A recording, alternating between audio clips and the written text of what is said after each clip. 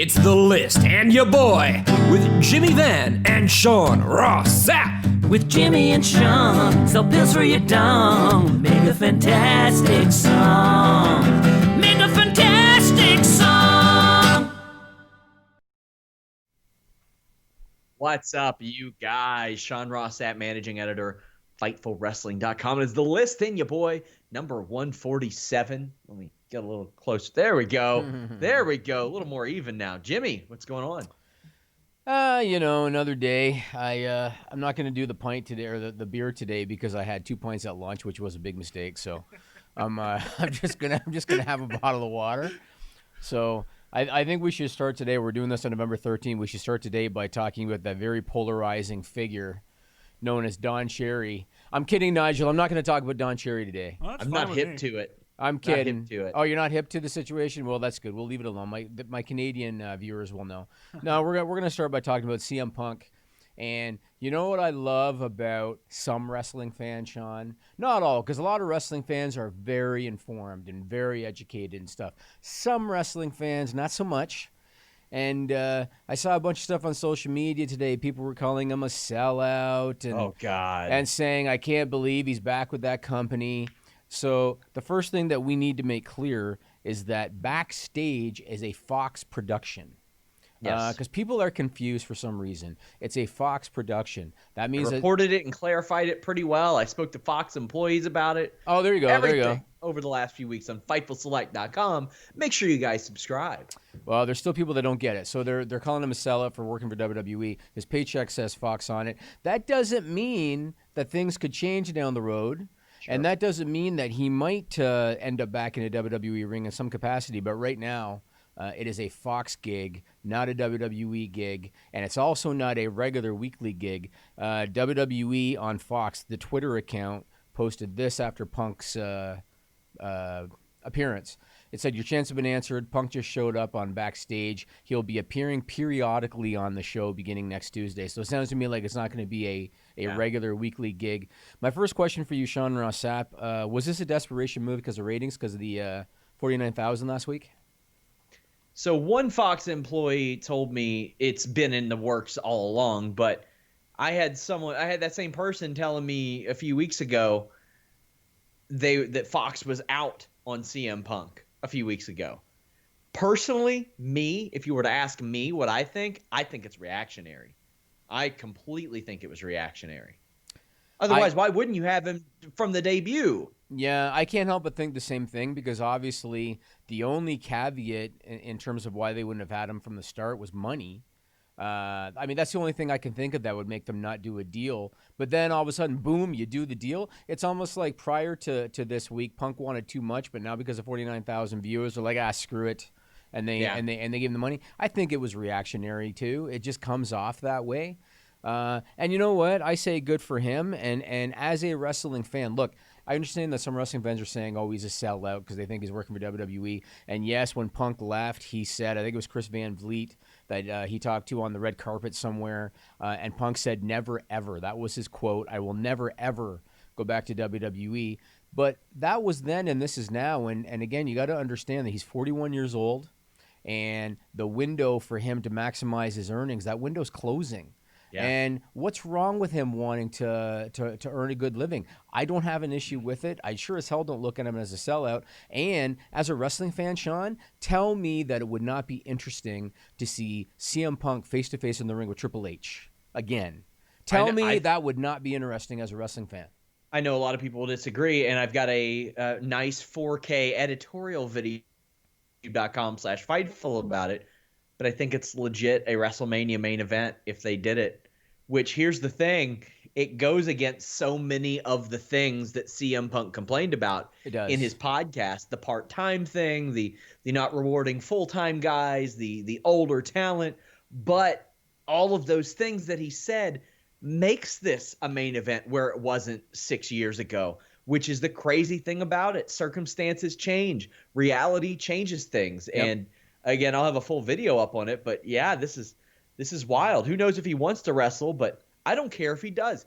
Jimmy, as I've mentioned in that video as well, we've seen 2K bridge the gap.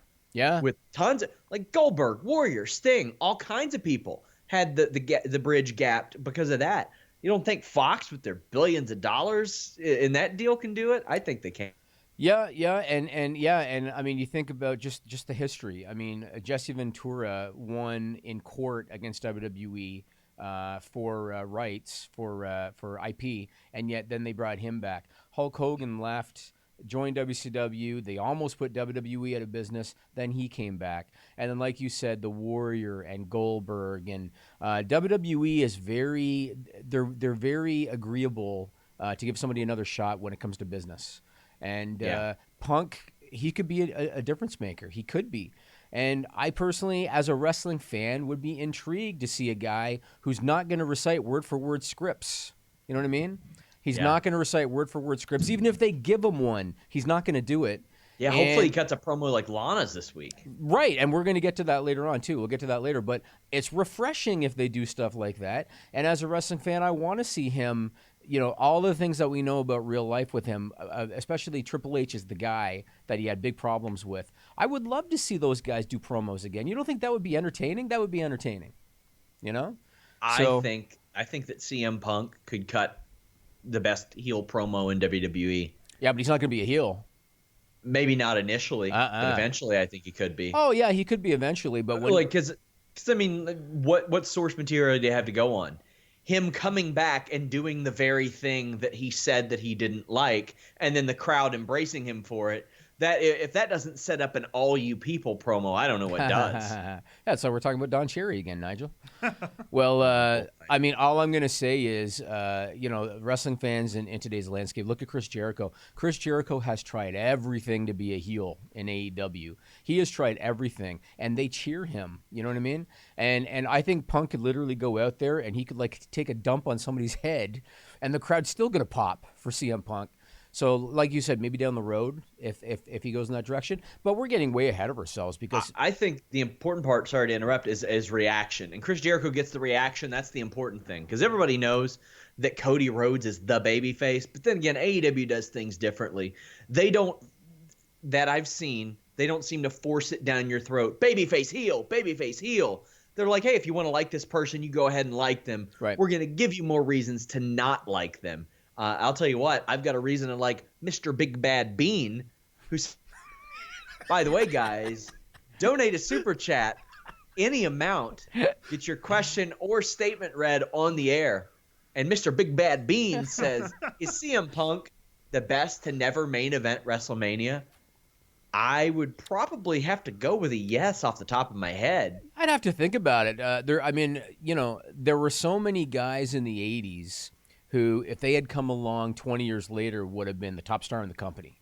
So many guys, whether it be Ted DiBiase, Rick Rude, Jake the Snake Roberts, Mr. Perfect, even Brutus Beefcake back then. There were so many elite-level mid-card guys. But then, DiBiase Ric technically... Flair. Yeah, Ric Flair.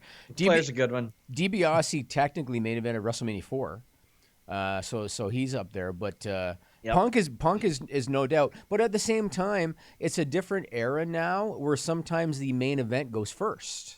Yeah. And the one year that Punk wrestled Taker, I forget what year that was. A lot of people look at that as the main event of that WrestleMania. Yeah. But it didn't Diesel, go last. I don't think Diesel main evented either technically. 11. Because did he yeah, he did main event. 11. No, he didn't. That was Bam Bam Bigelow and Lawrence Taylor. So he didn't, and he was a pretty integral figure for quite a while in pro wrestling. He was. From like 94, 95 to 2000-ish. He was a pretty big name. So I think that's three that jump off the page: CM Punk, Ric Flair, and Diesel. Flair never made it. Yeah, because I guess that year they had Hogan, Sid Vicious, right?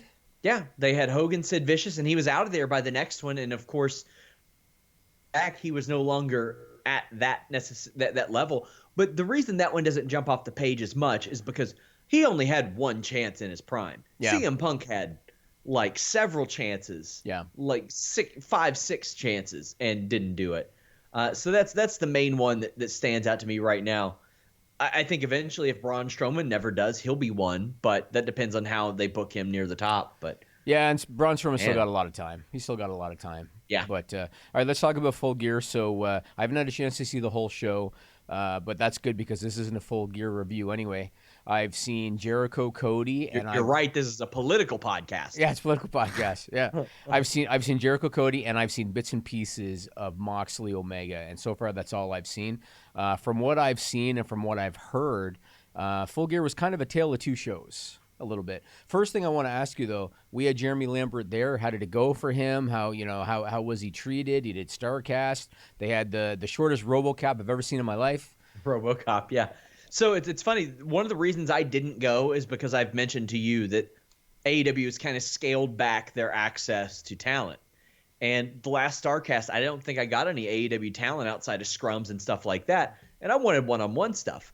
Well, that seemed to be different this time. I don't know what changed that philosophy, whether or not they were like, okay, this is a more intimate setting. Don't have any information on that. But Jeremy Lambert got access to a lot of people. He's working on a fantastic piece of satire coming out of that, which I'll tell you off air. But from what I understand, he got like a ton of one-on-ones. He got a bunch of great scrums both before and after. Now, if we can only get that YouTube algorithm, so we could be the ones to get 100,000 views off those Chris Jericho scrums. I saw that. But yeah. Jeremy did great work there. As I've mentioned, he's hopefully going to be the guy that helps us run the site in the future. But he got to hang out with former Fightful writer Andrew Thompson there. So lots of good stuff there. And credit to Jeremy. He was the one that stepped up and asked Tony Khan a couple of tough questions. One, about the fight between Jimmy Havoc and Excalibur, and two, kind of challenged him on the notion that they don't have a monitor with the USA Network up backstage, because Jeremy was like, you all tweeted a picture of your production truck with the monitor on USA Network. And what did Tony Khan say to that? He was like, well, to be fair, I meant backstage. Whatever they do in the truck is what they do in the truck. It didn't seem like he was lying in the answer to me. He was like, sometimes they have football on in the truck. Like he might not have known. Yeah, he might. But they do have a TNT by USA monitor up in the production truck. On Wednesday night, you mean? Yes, and I mean they should. They had it up. They had it up Saturday night. Really? Yeah, maybe it's just a standard thing that they were like. Yeah. Maybe. I mean, Wednesday night they should. They should keep an eye on what the competition is doing. So the reason I thought Full Gear was a tale of two shows is because I loved Cody Jericho, and I specifically loved the finish of Cody Jericho, and I hated Moxley Omega. And I kind of want to talk about it because AEW, they have this reputation of being kind of the smart promotion that tailors to the smart audience and stuff. It's true, but it's not. I mean, there's things they do that I think are really great, and then there's things that they do that I think are a head scratcher. And I think you're going to get that with any promotion. Like, no promotion is going to be able to knock it out of the park every single time. What I loved about Jericho versus Cody was that, and this is something WWE could learn from, was theoretically they painted themselves in a corner by having Jericho versus Cody when Cody said, if I lose, I'll never challenge for the title again, right? So theoretically, they painted themselves into a corner because Jericho was not ready to lose that title. Hear me out. No, but let me finish, and then you can talk. Sure. Obviously, they did not paint themselves in a corner because they knew what they were doing. Yes. Right? They knew what they were doing. The reason I didn't think Jericho should have lost yet is because, number one, he just won the title. He's the biggest star in the company. And the mainstream opportunities that he's been getting all these talk show appearances, and he was on the NBA show with Shaq and Charles Barkley. And with all due respect to Hangman Page, if he had won over Jericho, he would have never gotten those opportunities. Correct. And so that's one reason. And then Cody, I just think it's too soon for him to win the title. I think he should be doing a longer chase. And also the fact that he needs an EVP, to me, it wouldn't be the greatest look. But because he said, if I lose, I won't challenge again, I thought to myself, okay, theoretically, in a corner. Having MJF throw in the towel, I thought was a brilliant way out of it. Because Cody eventually, I think, will challenge again for the title. And when that happens, the fans are going to forgive him because he didn't lose. You know what I mean? So I thought that was brilliant. And I watched that thinking to myself, Hell in a Cell. Yeah. WWE painted themselves in a corner, and they fucked it all up. They didn't even have to. No, and they didn't even have to. And AEW showed you that you can be smart about it. You can find ways out of it. I really like that finish. I think the cut was hard way, right? It was pretty severe. Yeah, it looks like it. Yeah, it looked like it. Really severe. So go ahead. Tell me what you're going to say. A lot of the people with the MJF thing said, oh, it happened too soon. Would I have stretched it out personally? Yes. But there's a big difference here, Jimmy. I'm not ready to wrap this up and be like, oh, well, AEW screwed it up, because this is different. And I've got a video coming out on YouTube about this one soon too. WWE has a proven track record, decades of tendencies and habits and stuff that we know they're going to screw up. Jimmy, me and you were talking about it 3 weeks ahead of Hell in a Cell. Yeah. They're going to screw this up.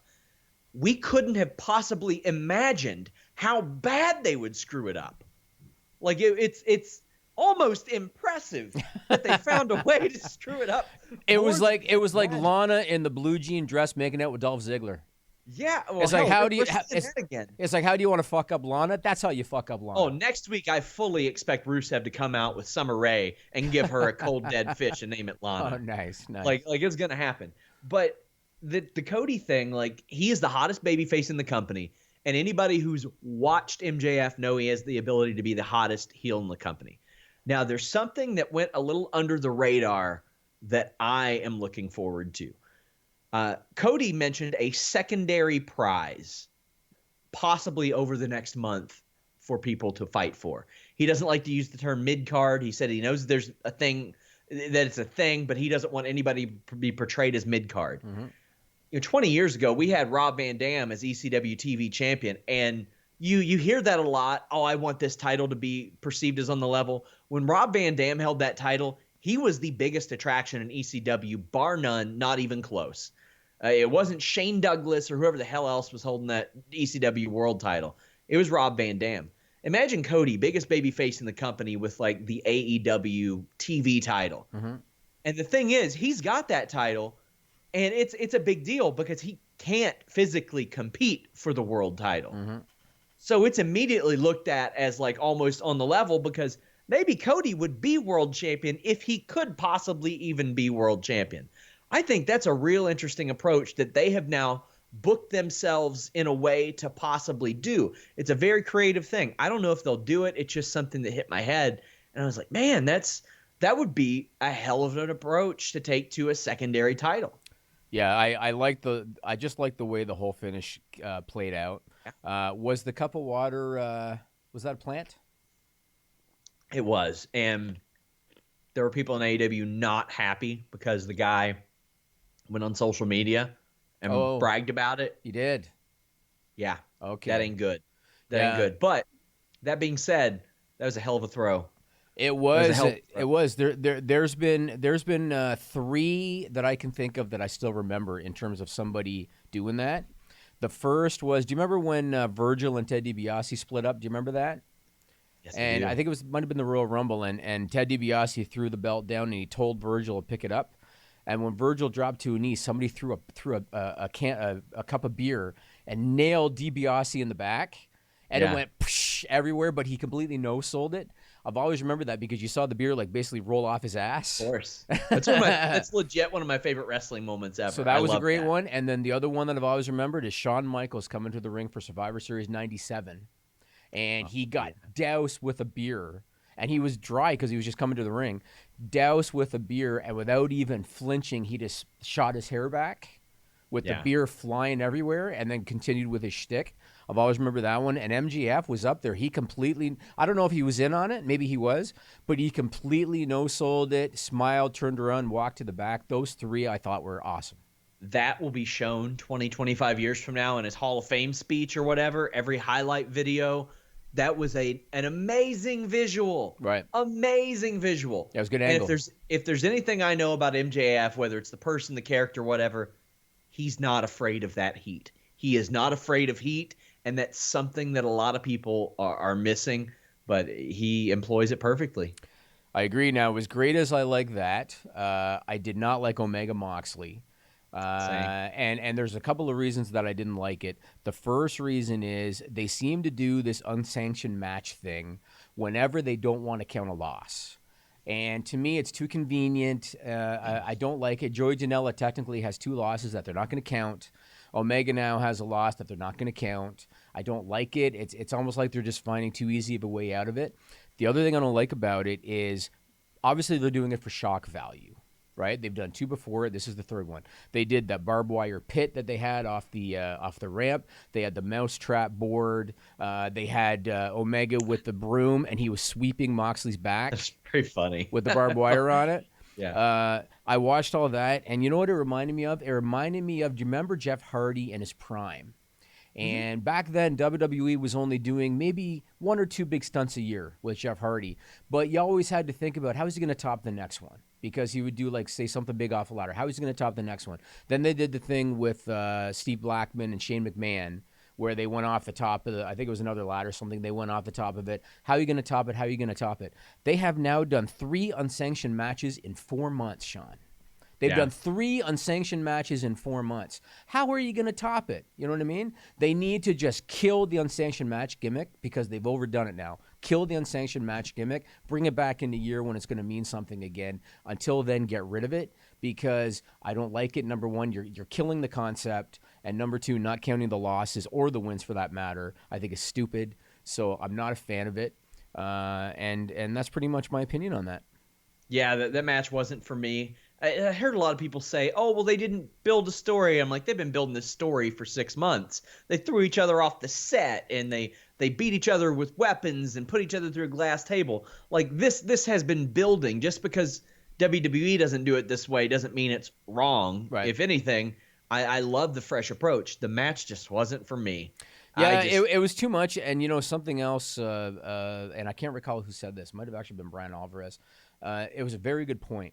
They said, how reckless are you when you have 2 guys with their backs cut open from the barbed wire and from the broom stuff and something like that, and then they're bumping around on dirty mats, sweat-covered mats. Yes. They're ripping the mats off, so it's just wood underneath, and they're bumping around on that. How reckless and unsafe is that? They could both end up with staph infections. Yes. And that's a very valid point, too. And I'm somewhat surprised that they would even agree to do that, or they'd be willing to do that and not be thinking about the potential consequences. Yeah, and as far as your point with the lights out thing, I agree with you. One thing that may or may not have gotten a little tipped off about that I mentioned on the AEW Full Gear review with Dave Schilling, former WWE writer, they may be resetting the records, is what Nick Jackson said today, and I had mentioned that on that show. I think that's good depending on how long they do it and how often they do it. I think that doing it every so often makes a lot of sense. It's their way of kind of having seasons and getting fresh talent in there and giving them opportunities. I don't think they should do it like every month or anything.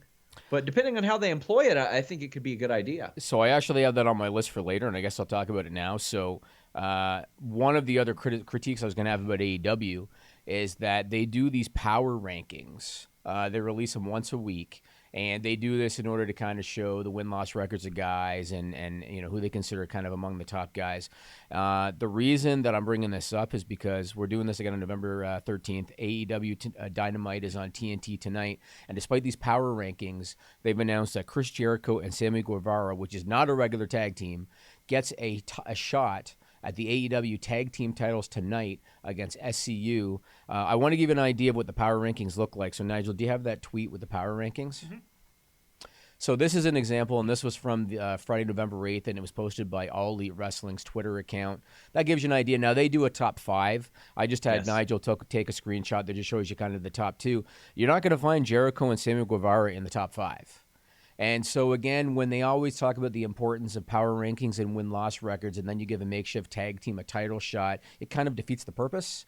And so it's hard for me to kind of comprehend. I understand from a storyline perspective that you want your AEW champion, who's part of a faction, to potentially win the tag team titles, because now you got 2 more titles in your heel faction. Makes perfect sense from a storyline perspective, but I think they got to pick and choose. Are power rankings and win-loss records going to be important, or are they going to get trumped by storyline?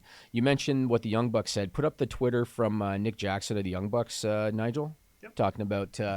So if you look at the fan question, he said, do you have a way of booking around the possible problems down the road that you may encounter with win-loss records? And then the Young Bucks said, it'll reset.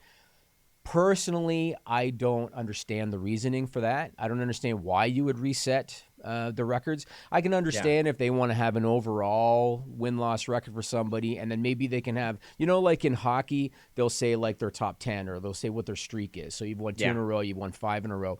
That would be cool, because then if it's a newer talent and they don't have as many matches as a veteran, right? You can see that they've won 3 in a row, won 4 in a row. I don't understand resetting the win-loss records. Why would you do that? It doesn't make a lot of sense to me. And quite frankly, I think that this is one of those examples of AEW trying something that just hasn't worked. And so maybe you just abolish win-loss records altogether. I don't know. But they have to decide what's going to trump what. Are you going to try to be like sport with win-loss records and power rankings, or storyline's going to trump it? I don't think you can have it both ways. Well, power rankings are a lot of based on what have you done for me lately type of thing, which I like. I like the win-loss records because it at least makes me feel, as somebody who's covering this, that what I'm covering matters. Sure, everything matters. A match on AEW Dark might matter. As far as the Sammy and Chris thing, I liked their complaint that they brought up. They're like, why the hell aren't we ranked? We're 2-0. Like, we should be ranked. I dug that. There are ways that they're able to craft these. Like Emi Sakura was 1-0 and was the only remaining woman without a singles loss or something like that, so they gave her a title shot. Whatever. There are ways to do it, I guess. I'll reserve judgment until I see it play out, because if it becomes too much of a mess, I get it. But I'll tell you what I don't want. I don't want the Shawn Spears, Joey Janela match that I'm watching on AEW Dark to mean absolutely nothing. I don't want the match, the Shayna versus whoever match versus Bea Priestley match to not mean anything. Right. Because then psychologically I tune it out and I don't need to worry about it. If you act like it doesn't care, then it doesn't matter. Or if you act like it doesn't matter, then it doesn't matter. Because that's the ultimate thing. Things matter as much as you make them. WWE made a big deal out of King of the Ring to the point to where I cared about it and it mattered to me. Now I see that it didn't really matter at all because of how they've done Baron Corbin since then, relatively speaking. But now in future King of the Rings, I'll be like, what does that even mean? AEW has a chance to show us that they're going to stick to this. Either you'll get it or you won't.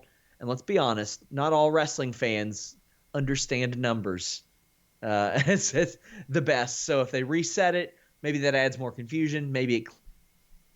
I thought going from Double or Nothing to All Out and then like sorting it like that would make sense, but I'll see how they do it. Yeah, we'll see. I mean, again, I if it was me, I would not reset it. I would just add a streak number and maybe like last 10 or something.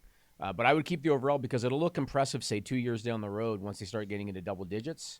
So I would leave it alone. Now, one other thing about AEW, because, again, they have this tendency sometimes to beat ideas into the ground, which, considering that they're a new promotion, they need to kind of pull back on some of this stuff. One other thing they need to kind of ease up on is the lights out in-ring surprise, because they've done it a lot. And at Full Gear, they did it with Chris Daniels, when Chris Daniels came out in Pentagon gear.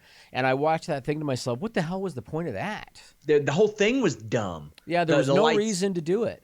The lights out was dumb. Having him dress up as the Pentagon was dumb. It made Pentagon look stupid. Mm-hmm. Like, Pentagon knows who he talked to before this match. Last time somebody came out dressed up as Pentagon, it was Chris Jericho. Mm-hmm. Like, at All In. It doesn't make any sense. I'll tell you what makes sense. The super chat we got, donate them. Have your question or statement read on the air. Xanthius says, Sean, as a tall person, do you ever worry about shrinking in your old age? Will you be okay simply being thrifty and humble? Well, if there's one thing I'm not thrifty with, it is my height. Whether it be, vertically or horizontally, Jimmy, because, BlueChew.com makes sure your Packers hard. Have you heard that, Jimmy? Right when you're about to start your pitch, I happen to turn this way, and oh, look, there's Virgil's cutout. Well, you'll be. That's all I got to say about that. You'll be pitching that dick, and let me tell you, it's going to be received very well when you go to BlueChew.com, code FIGHTFUL. Blue Chew brings you the first chewable with the same FDA-approved active ingredients as Viagra and Cialis, but it gets in your system a lot faster because it is a chewable. And it's a lot cheaper because you don't have to wait in line at the pharmacy. It's prescribed online by Blue Chew's physicians. And that keeps you from even having to schedule the doctor's appointment. Don't have to worry about the paperwork or anything like that. You fill out the survey. They'll let you know if you're approved. And if you are, in a couple days, Blue Chew arrives at your door, and so does a hard, erect penis. It's amazing the way that works. You'll just be running around erect wherever after you use BlueChew.com, code Fightful. But also, it's the talk of the wrestling world. Everybody loves our segues and stuff, but you hear about this stuff a little bit everywhere, and they're not going to give it to you for free if they don't expect you to come back for more. And let me tell you, you're going to need to, because once you use it on that someone special, not only will they be coming, they'll be coming back for more as well. Man. What? Did you just say that your segues are the talk of the wrestling world? Is that what I just heard you say? I said Blue Chew is. Oh, Blue Chew is. Blue Chew is. Legitimately, do you know how many wrestlers have hit up my inbox asking if it's real or if it's a gimmick? Were they asking for samples? Yeah, there was one person in WWE who hit me up and asked me to have Blue Chew sponsor a party they were throwing. I mean, that's okay. They're just looking for revenue. That's all right. And they said, is it real or is it a gimmick? And I was like, buddy, your gimmick's going to be real when you take BlueChew.com and use the code Fightful. I don't know if they ever set that up, but that party has came and passed. So hopefully it worked out for them. Okay. Let's talk about... Go ahead. Nigel, do you have my interview? Yeah, of course. I talked to Sonya Deville. Here's an interview. What's up, you guys? Sean Ross at Fightful.com here with Sonya Deville. Sonya, how you doing? I'm great. How are you? I am doing great. I'm always interested in your MMA background. Obviously, you had that before you got into wrestling. You know, I mean, we've seen people in the past. We've seen the likes of Brock Lesnar kind of jump back and forth. What happens if maybe you get to the level where you start getting offers and WWE is like, maybe you should do this? I mean, I'm 25 years old. I'm relatively young. I think I'm the third youngest female on Raw or SmackDown right now. So I don't say no to anything.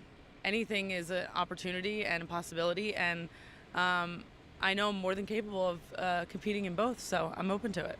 Do you still do any training in that regard? Obviously, it's implemented heavily into your wrestling. Yeah, no, I don't train martial arts that much, so I definitely have to put the time in if I was going to take a fight.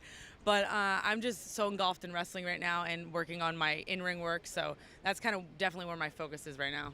How did that thought process go when you're deciding? Because I know that you had taken several fights and then you moved over to pro wrestling. You had the Tough Enough run, but yeah. I mean that's kind of the point where you had to decide, I got to do one or the other. Yeah, I think the big deciding factor for me was that growing up I loved acting and I loved entertaining, and I made an independent film when I was 18, 19 years old. So I knew I had a love and a passion for that, and I'm obviously an athlete and I love to fight and be physical. And pro wrestling, I didn't even know really existed. And when I found it, I was like, wait a second, this is a combination of the two things I literally love the most. So I feel like it was like meant to be that I end up in wrestling. I think this is my true love.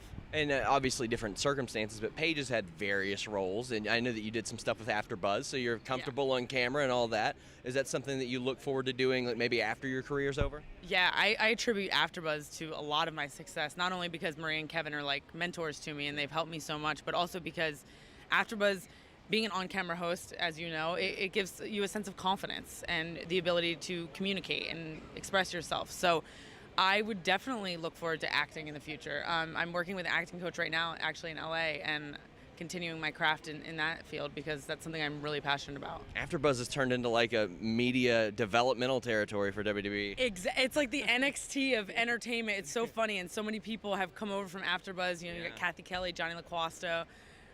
So it's definitely proof in the pudding. It works. Yeah. Tag team wrestling to singles wrestling, how do you transition? What kind of differences do you face in the ring when you're doing that? Because, I mean, you started out as a singles in NXT. You've developed this tag team with Mandy Rose.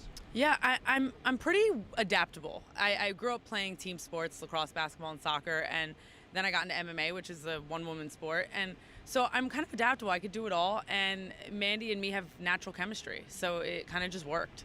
How do you throw those knees without absolutely killing someone? I mean, it's just called talent, you know what I'm saying? I think it was at an NXT show, and I saw you throw a few to somebody's ribs, and I was like, oh, Oh, okay. I will say this. I've never had any complaints, so so far so good. Yeah. Sonya, I want to thank you so much. Thanks so much. I appreciate it. We're out. Make sure you guys check out youtube.com/Fightful. And, of course, check out our exclusive section. We've got tons of interviews, hundreds of interviews, and we're doing a lot on video. I've got a ton in the can as well, so no shortage of those on the way. Yeah, it's pretty neat talking to Sonya Deville. Such a lovely Toronto backdrop. I love it. Shot. Except for, of course, the abundance of cranes and condo buildings. Hey, Nigel. Yeah, well. That's let me tell you, just in the past 2 years that I've been visiting, significantly more. Yeah, it sucks. I'm not going to lie. I sold my house and moved because of condos and cranes. So really? That's one thing I don't like about the city. Oh, yeah. I'm moving out of here. You could talk. I'm sure you deal with it all the time. Yeah. So let's talk about contract news. So, of course, we already know about Randy Orton. And good old WWE Backstage last night announced that The Miz and Paige have both signed new multi-year contracts with WWE. Let me say, first off, kudos to WWE for taking care of Paige. Yes. Because obviously with her injury, she has less opportunity than if she could still work in the ring. Kudos to them for taking care of her. And so I really, really like that. Miz does not surprise me at all. You know, I mean, there's certain guys like we talked about who are kind of WWE lifers. Miz is one of those guys. I would have been stunned if he ever went to AEW because he's the more entertainment-driven wrestler that's looking for opportunities like Miz and Misses and stuff like that. So his deal already ran for like another 2.5 years. They just added like 2 more years to it. Well, good for him. Good for him. Now, I want to say one thing about these contracts for a second. And I know, people don't necessarily take everything that Dave Meltzer says with a grain of salt, and that's fine. But some of the stuff that he says I find interesting. He said on his podcast this past week that talent should try to sign short-term deals if they can. He said, if I'm a talent, I'm signing a short-term deal. The reason for that, in his opinion, is that, number one, if you're stuck with bad creative, then you don't have to wait out your contract for too long. Number two, if your stock goes up, then you're not stuck at whatever guarantee that you're making. My opinion is that I don't necessarily agree with that. I mean, obviously, it's got to be a case-by-case situation. If you are a Randy Orton, if you are a Roman Reigns, if you're a Seth Rollins, if you're a Miz, if you're a Daniel Bryan, if you're somebody that's established with tenure in WWE, go for a long-term deal because you're going to get paid. And what happens if you get injured? You know what I mean? If you get injured on a short-term deal, you could be screwed unless they take care of you like they did Paige. Otherwise, you could be screwed. The other thing is let's say that you are on the other end of the spectrum from those guys. Let's say that you're a Chad Gable. Let's say you're a Cedric Alexander, you're an Apollo Crews, one of those guys. Why would you want a short-term deal at all as opposed to just trying your luck someplace else? So I don't think you should necessarily just think to yourself, sign a short-term deal so that you can limit yourself from bad creative or in case your personal brand goes up. Definitely got to be a case-by-case situation. If I personally was Chad Gable, I would leave WWE if my contract's coming up. Personal opinion. But if I was Roman Reigns, I'm staying. I'm not going anywhere else. So of course. It's definitely got to be a case-by-case situation. It's not an across-the-board type of deal at all. Also, look at the reported deals that have been out there this year. Leo Rush claims WWE offered him $300,000 a year. Meanwhile, the Revival passed up like $550 a year. Meanwhile, word is that Carl Anderson and Luke Gallows each got the fabled Sting money from back in the day. And you know that some of the people that are getting re-signed, like if Gallows and Anderson are getting that, I would assume that a Braun Strowman probably got 7 figures. Oh, I bet he probably got a couple $1 million a year. So you look at that and you look at the categorically different rates that these guys are getting. And you know what? I bet the Revival feel like if they were booked better, they would be worth the same as Gallows and Anderson. So you gotta know your worth. You gotta know, is creativity the most important thing to you? You gotta weigh all that. I mean, I can understand that. It all depends on all that stuff.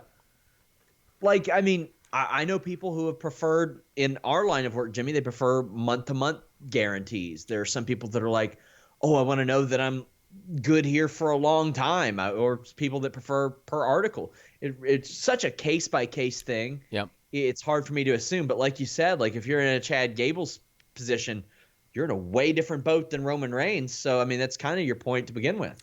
Yeah, and it's not like when his contract comes due, it's not like WWE's going to offer him a $2 million downside. Yes, you know what I mean? They're not going to do that. And so if I'm Chad Gable, he's got such talent. You know what I mean? He's kind of like this generation's Kurt Angle. You could go someplace else, build up your brand with better creative, and then 2 years down the road, WWE might offer you that kind of money. You know what I mean? So if I was someone like him, I would leave. I don't know if I would stay for anything if I was a talent like a Chad Gable, knowing that if I'm handled better creatively, I'm going to be a much bigger star. That's just kind of how I would look at it if I was him. Everybody's got different motivation, and I know that some guys, they grew up WWE fans, and so that's where they want to be. But you're in it to make money too. And again, if you have the talent to build your brand up someplace else, I'd probably do that. Now we mentioned Randy Orton. He resigned, of course, and then he went on Instagram to challenge John Cena to a match at WrestleMania 36. Not saying I'd be intrigued by that matchup, especially in 2020. We've seen it a million times. Cena did an interview with Sports Illustrated. He was asked about Randy Orton's challenge. He acknowledged that he hadn't heard about it. But he did say this, and this is a direct quote: "I haven't missed a WrestleMania since my first appearance at WrestleMania 19, and I do not plan to miss a WrestleMania for decades to come." My question for you is, what do you think would be an intriguing match for John Cena at WrestleMania 36? Because Randy Orton ain't it. So what do you think would be an intriguing match for John Cena at WrestleMania? Well, John Cena is going to be the babyface. He's in that position now to where he is the babyface. Yes. Look up and down the roster. It ain't Brock Lesnar anymore. We've seen that. Yep. AJ Styles, we've seen it, right? Everybody else is so mid. They're so average these days. I think like a younger name, like maybe an Adam Cole would be interesting. But I think when you get Adam Cole in there next to him, some things are going to be obvious. Because Adam Cole, he's a lean athlete. John Cena is a mastodonic athlete. Yeah. So I don't know if that's necessarily a great idea. Braun Strowman, do you really want him to be a heel again? Because that ain't it. Braun is what Braun is. I think The Fiend would be a good idea.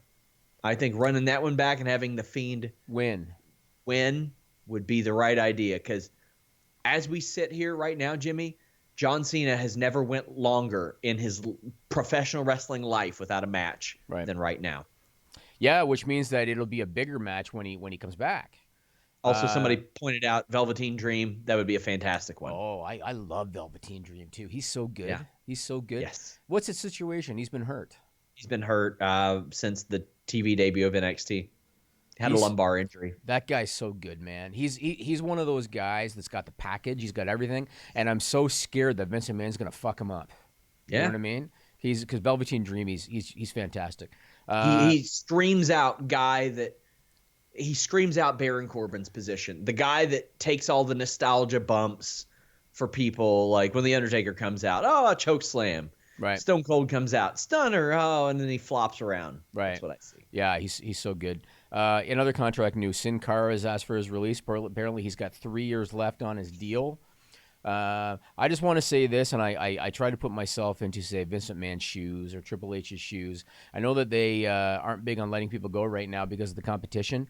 What is the benefit to the company to having Mike Bennett stuck under contract, to having Sin Cara stuck under contract? What's the benefit? Just because you don't want them to potentially go someplace else, so what? You know what I mean? Especially Sin Cara, who is 42, has never been over in America. Right. And they can put somebody else under that mask. They could do that, but their talent roster, and their talent roster is so vast. Yeah. They have so many guys that a lot of them don't get used at all. A lot of them don't even do the live events because they have so many guys. Yeah. You don't need these guys. You're paying these guys decent salaries if they don't want to be there, and if you don't see anything in them to put them on the card at all or to put them in a significant spot, let them go. Like, why keep these guys if they're not happy? I don't understand it. I think that method's going to change eventually, especially when WWE – I mean, you're paying these guys 6 figures to do nothing. Yeah. That adds up. 4 or 5 of those guys is $1 million. Yeah. Like, that's a lot of money to just waste. Obviously, when you're getting $200 million a year for a TV show, it's not. Yeah, but I mean, still, like, they could – think about all the stuff they could allocate with $1 million. Yeah. That $1 million 4 or 5 guys getting released. Okay, go. Your NXT roster is complaining about raises. Let's turn that $1 million into raises for them. Yep, I agree. Yep, they could do that. Now, another piece of news: first names are apparently returning. I'd love to know the mandate or the directive on this. So first we had Eric Rowan. He became Eric Rowan again. And that now, ain't lasting. That ain't going to last. You don't think so? He's going to be Rowan? They've got Eric of the Viking Raiders, Eric Young, and Eric Rowan all on the same show. By the way, Eric from the Viking Raiders teams with a guy whose name used to be Rowe. So I want them to all team up and be Eric Rowe and Eric Rowan. That's what I want. There's some shit's going to happen there. Do you want that to be the name of the team? Eric Rowe and Eric Rowan. Keep in mind, this is the company that's like, no, you can't be Shane, be Gregory, or I don't know, name yourself after a natural disaster or something. Anything but the same name as Shane McMahon.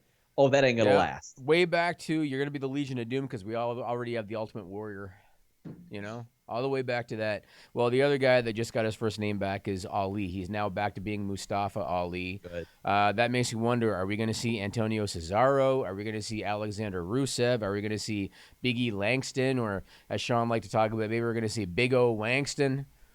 But I will say this. I've gotten used to Rusev. Yes. Just as Rusev. I've gotten used to Cesaro. Gotten used to Big E for that matter. But Mustafa Ali, I like better than Ali. Eric Rowan, I like better than Rowan. Luke Harper, I like better than Harper, although I don't know if they ever called him Harper, but I like Luke Harper better. Was this a Vincent McMahon directive? Did he just wake up one morning and he forgot that he took away their first names, or have you heard what the situation is? I've not heard, but Elias works a lot better than Elias Sampson. I didn't like that originally. Otis works better than Otis Dozovich. Biggie Langston could work. There ain't nothing wrong with that. But yeah, some of those they really didn't need to do. They really didn't need to do some of those. And I still don't know why. I don't know why they made some of those changes. But whatever. That's a good segue to let's go to Stupid People. Stupid people is what this segment's called. You might wonder why we do it. It's not about wrestling at all. Used to be WWE's weekly usage of stupid nicknames, which we did hoping they'd stop giving wrestlers lame names. But it didn't work, so we gave up. In the new segment, we came up with this stupid people. Stupid people, stupid people. Duh.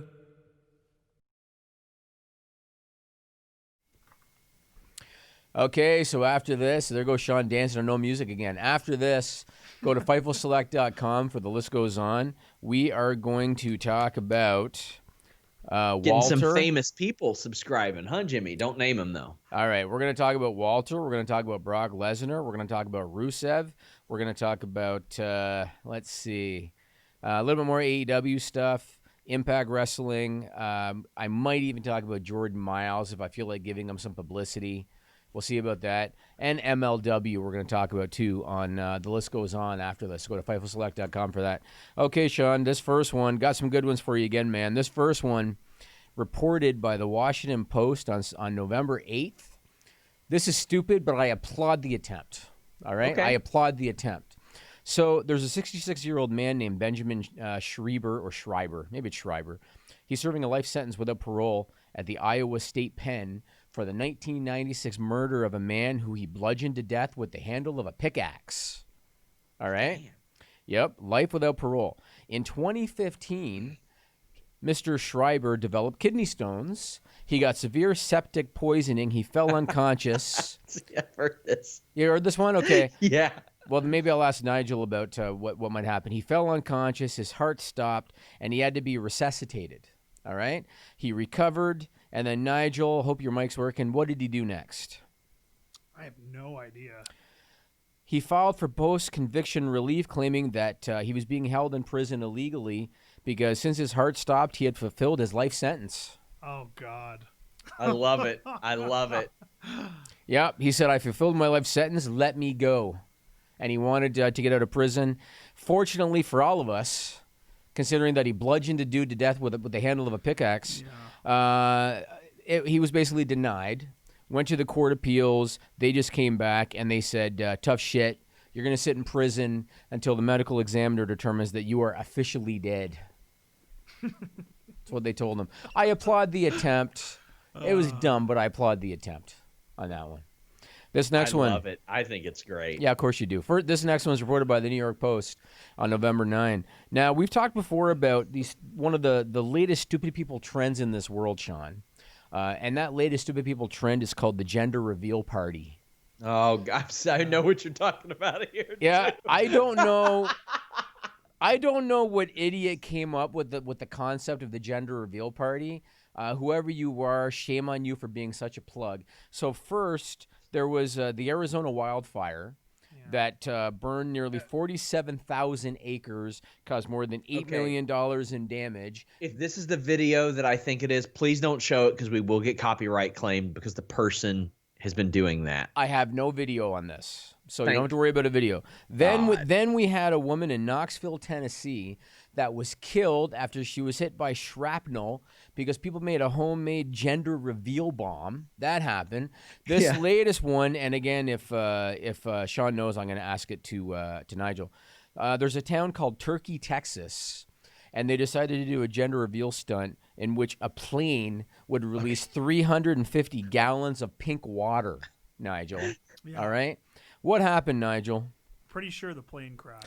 So the stunt, because they had to slow down the plane in order to properly dump the 350 gallons of pink water, the plane slowed down to a point that it stalled and slammed into the ground. Fortunately, the two people on the plane did not die. They were hurt but did not die.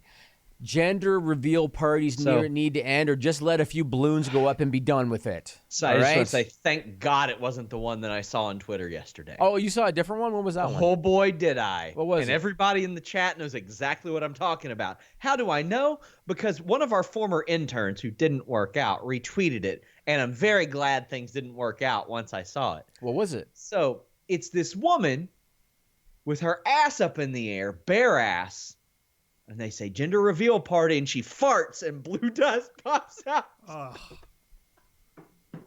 It was gross. It was so gross. Fortunately, that's not the one that I chose. I was fearing the whole time. I was like, no, Jimmy's going to show it on the air. No, I would. No. I would. I know I mean, would. I showed the guy with the fireworks in his ass crack last week, so I would do that, but I didn't. Someone on our team sent a really funny joke about this. Genthu yesterday sent I think it was from a Reddit post, and said, I went to a gender reveal party once, but everyone freaked out, so I pulled my pants out and got the hell out of there. But I'm bummed.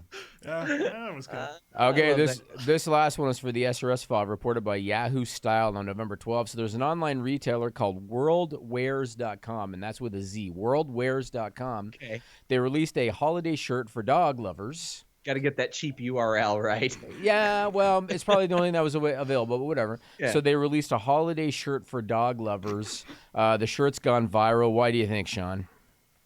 Oh, God. Just show me the shirt, Jimmy. Show him the shirt, Nigel.